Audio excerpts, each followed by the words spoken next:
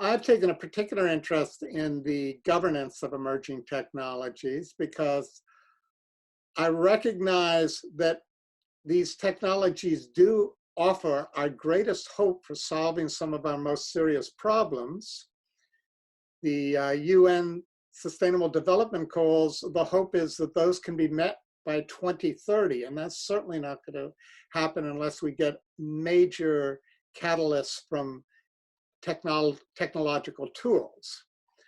But I am also, as is Antonio Guterres, I'm concerned about the dark side of technology and how we're going to mitigate that.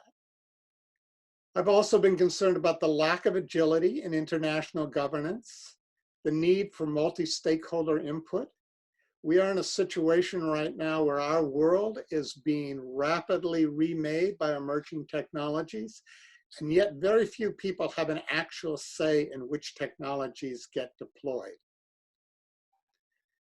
I've been concerned about the complexity of the challenges and about the fact that many of the people, particularly in public life, who have to make the decisions do not really understand the technologies they're making decisions about.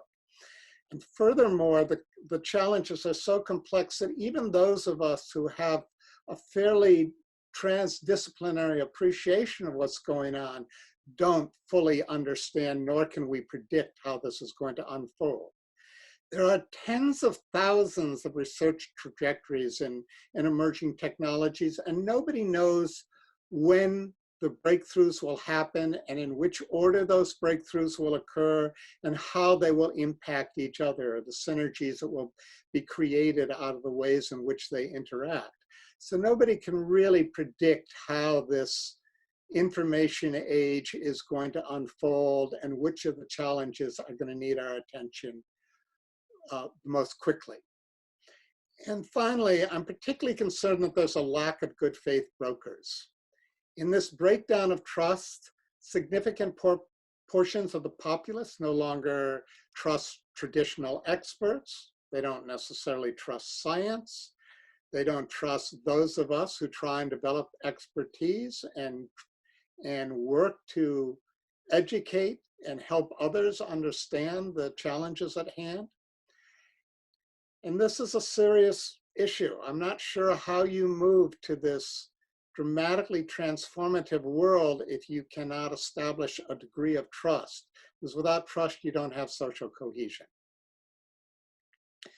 Now, there's been a mismatch in the speed of technological development and scientific discovery and the deployment of new technologies. And this mismatch has been with the slow pace of traditional forms of governance. The slow pace is endemic to most of the institutions that are in place. It is exacerbated by the lack of knowledge about the technologies that need to be governed by the lawmakers. And in the international realm, another contributing factor is the fact that we have a very weak multilateral system in serious need of reform.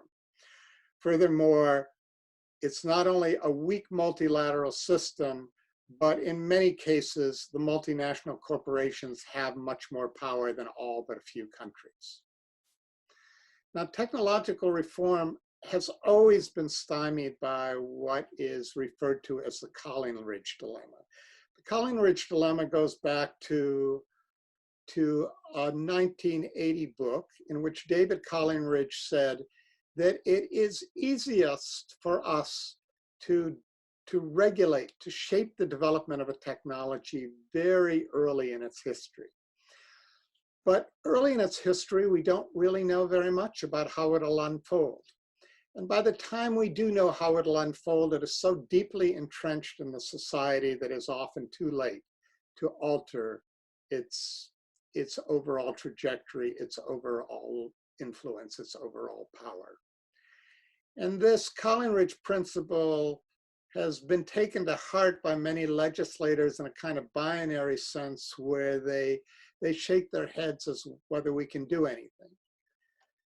But I, and most of those of us who believe in the ethics of emerging technologies and the governance of emerging technologies, kind of reject this binary thinking. We do believe that you can institute ideas very early on, some of which will take seed, some of which will lie fallow, but you can nurture those ideas and you can see which can actually flourish over time.